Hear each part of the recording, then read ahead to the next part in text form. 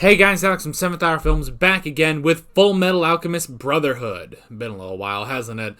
Yes, the last time I recorded Fullmetal Alchemist Brotherhood was actually before Christmas, so yeah, that's pretty fun. But anyway, last time on Fullmetal Alchemist Brotherhood we had Reign of Sorrows.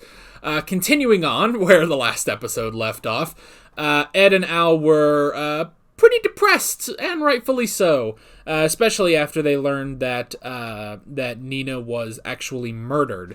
And then we met her murderer, Scar, given his name because he has a scar. Very clever name.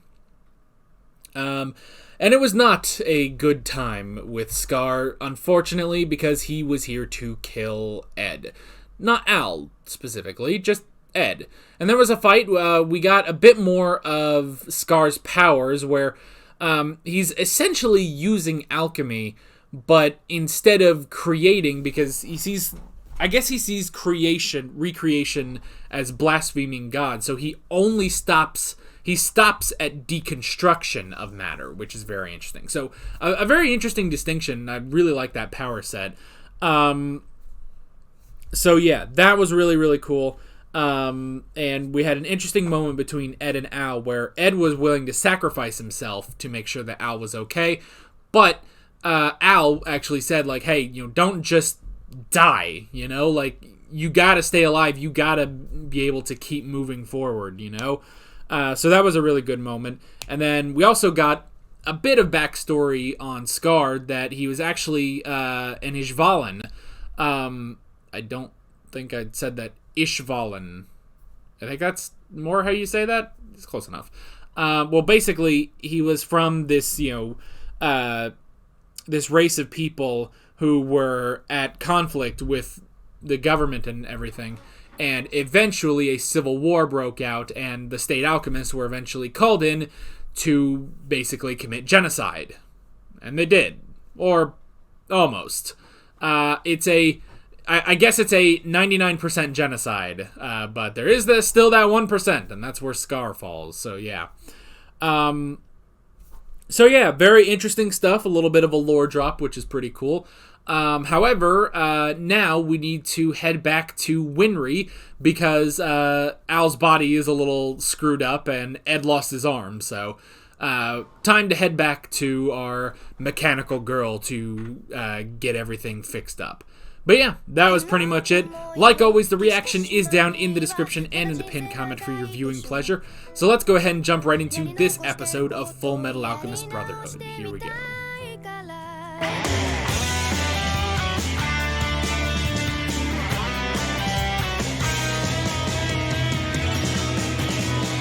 Alrighty, that is episode 6. And I'm going to say an in-between episode. But I liked it. I definitely enjoyed it. Now, I gotta quickly go back to the cast list. Okay. Is there anything new here? Okay. I was gonna look up Tim Marco, voiced by Jerry Russell. Alright. I'm off. Have we looked up Winry's voice before? I feel like we have. Might look it up again just to be sure. Let's start with Winry. Caitlin Glass. Oh, well, would you look at that? Winry, Caitlin Glass, also voices Petra Rahl in Attack on Titan. That's the first thing on here I recognize.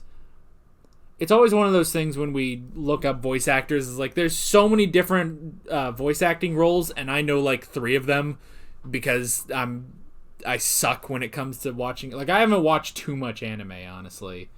So, she also voices Mina Ashido on My Hero Academia. That's pretty good. Vados on Dragon Ball Super. Nice. Anything else that I recognize? Oh, hello. Okay, well, I have not seen this yet, but JoJo's Bizarre Adventure Stone Ocean, she plays Jolene's mother. Okay, cool. Well, I'm not up to Stone Ocean yet, so Okay, next up, I wanted to look up Tim Marco, Jerry Russell. All right. No, unfortunately, I don't seem to recognize Jerry Russell. Well, that's unfortunate. But sometimes that happens. Sorry. Being distracted by other things on the internet. Anywho. But yeah, definitely an interesting episode. But I feel like this episode is just sort of the between episode before we move on to, I guess, the next bigger thing. But that's totally fine. That is totally fine. And I guess, honestly, so, okay, I'm curious, because I know episode 1 was a sort of anime-only thing. Like, that story from episode 1 wasn't in the manga, because people actually told me that last episode, when they, when Roy, he tries to use his gloves, but it doesn't work because it's raining. So people told me that was supposed to be the first time you realize that he's weak when he's wet, basically. That's where you figure out Roy's weakness. So I'm curious. I don't think episode 2, though. Is like that. Especially, yeah, because that's the whole backstory, basically. But just reiterating a portion of it here is very interesting, you know? And yeah, honestly, like, it feels like, okay, we set up where we're going next, which is the National Library. And we also did get to see Winry now in the present day, because the last time we saw her was in the flashbacks where she was still a young girl, I feel like. So, seeing her now, I mean, I guess grown up. I don't know. Again, I don't know how old she is, and I'm trying not to say that in a very creepy way. But honestly, at this point, she is starting to look older than Ed, considering she's taller than him. But yeah, but it's a good way of sort of reintroducing Winry to the plot, I feel like, even though we have left her again.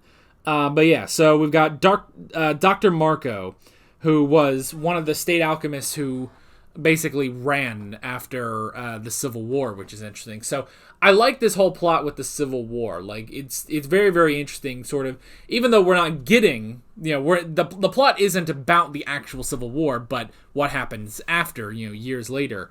But that's really interesting to see. So yeah, so he tried to, he was basically, I suppose he was a bioalchemist in the sense that he specialized in medical alchemy, which is interesting. And yeah, now in this small town, he basically serves as the town doctor. Whenever someone is sick or, injured or something, he goes in and just fixes their body, which is interesting. And so he has a Philosopher's Stone to an extent, but it's still not a fully realized Philosopher's Stone, I guess. But still, I guess it amplifies, to some extent, it amplifies his alchemy, which is interesting. But yeah, so, but he's still too haunted by everything that's happened, and he didn't want to give up. He didn't want to give his research to Ed and Al because he thought it would be too dangerous. But I like how he does sort of come around to it. Like, look, you guys said you've been through hell. If you're still willing to do this, then this is where I put my research. But I like how he basically he's not there. He's not going to help them per se. Like, yeah, he gave them, the location, but other than that, he's really not going to be a part of this, which is probably for the best. But he set them off on a path, and now he can sort of, wash his hands of this, basically, in case something does go wrong.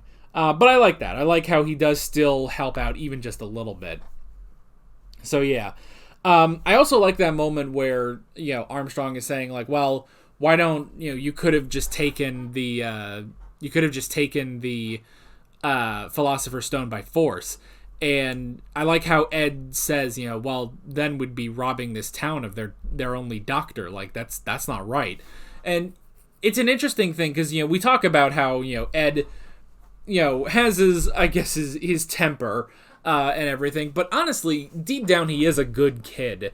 And I like how there are moments like that where he's like, well, no, even though, yes, we are hell-bent on getting our bodies back, we can't do that by robbing people of, good things in their lives, basically. So I like how he does that. He's not just going to take that Philosopher's Stone because Dr. Marco needs that. So that was really good. I did really like that. And yeah, we are off to the National Library to find his research. And I like, again, how Armstrong says it makes sense. Hide a tree in a forest, basically. It's going to be difficult to find, but we are now on the hunt for it. So that was pretty cool. And then, yeah, back to Winry and her grandmother, which is pretty cool. We get a little bit of backstory on Winry, that her parents died in the Civil War, which is interesting. So they were surgeons who went off, and there were just never enough doctors, and they ended up perishing in the Civil War, unfortunately. And then we also get just a hint more at the Elric father, where, I like how the grandma says, like, well, he was an old drinking buddy of mine, and then just one day he just up and disappears and abandons his wife and his sons, and until eventually, everything goes down, the mother dies, and, they try to bring her back, and, well, here we are now, So that was very, very interesting, just a little hint into that. And then just, the whole thing of, like, well, they, whenever they come here, they have to stay with the Rockbells because they have no home to go back to. They literally burn their house to the ground. And I like how she says that it's basically, there's no turning back. You are not coming back from this. They are going to find their bodies, or die trying, I guess. But there's no turning back, basically. And that's an interesting moment. I like that. And then Winry kind of, giving Riza a run for her money when it comes to, I guess, best girl on this show. Pulling them all-nighters. That's almost magical what she's doing. Just that determination to get this shit done, And yeah, when Ed says, like, oh, can you guys have this ready in a week? And the grandma's like, well, we can get it ready for you in 3 days. And it's true. She literally just did not sleep for 3 days and got all of that done, which is cool. And then, and then we also got the attachment, which is interesting.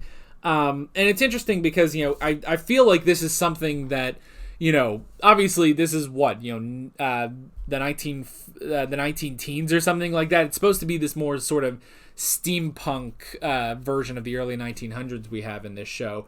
But it's interesting, when they have, it's not just, just a prosthetic arm, but just how they connect up to the nerves, however this technology does that.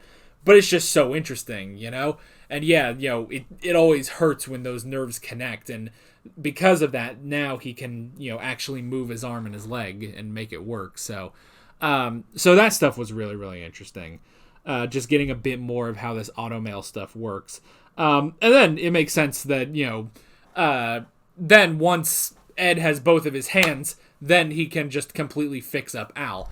Though I do like how he has to mention that it's like, well, I have to be careful not to basically break the symbol in his suit, because if that happens, his soul is unbonded and he's just fucking dead at that point. So he has to be careful about that. And it's also interesting, just the whole thing of the soul in this show. To kind of go on a tiny bit of a tangent, we have all this, with the whole thing with alchemy and this power set is that it's all sort of, science, basically. And that was the whole debate in episode 3, was science versus religion. And all of that is very, very interesting. But the idea of, sort of the other, I guess the other world we saw, though you could even find some sort of scientific explanations for the other world and stuff in episode 2. But the whole thing of bonding a soul, basically bonding a consciousness, while I guess maybe if you look at it like that could be scientific, but that almost seems fantastical, just being able to, basically acknowledging the existence of a soul. But then, like I just said, you could also view it as a consciousness, It's bonding Al's mind to the suit of armor, I guess. You know, so I guess even in that way, it could be a bit scientific. Wow, I just sort of went through and figured something out as I was talking. But that's sort of been almost one of the more fantastical things in this show. In a show with a power system that, while yes, is incredible with all these, you know, crazy things you can do, it is still somewhat grounded. So bonding a soul is almost fantastical, is what I'm trying to say, basically. But yeah, so all of that, very, very interesting. And then we got the after credits scene of Winry and the nut. I guess it could be a bolt or something. I guess it's more of a bolt than a nut. So yeah, so I just sounded weird for nothing. But yeah, presumably that's something missing in his arm, and maybe that'll come back. Maybe it won't. I don't know. Maybe that'll be some way Winry has to go to the capital to, you know, get that bolt into Ed's arm. So we'll have to see. I don't know. But yeah, either way, it was still a fun little scene after the credits. So, and yeah, she basically slept the entire day after pulling 3 all-nighters to get that shit done. But, I mean, girl's a champ. You know, she's such a hard worker. So, I really like her. But yeah, that is pretty much it. I guess the only other thing is, I just remembered it, is Lust going after Dr. Marco. So I'll be curious what's up with that. I mean, I guess it makes sense if they're going after his Philosopher's Stone, probably. So, but yeah, we'll have to see where that goes. But that is basically it. With all that being said, I'm Alex from 7th Hour Films, and I will see you guys next time. Take care. Alright guys, thanks for watching this video. There's a bunch of links on screen if you want to go click around to any of those.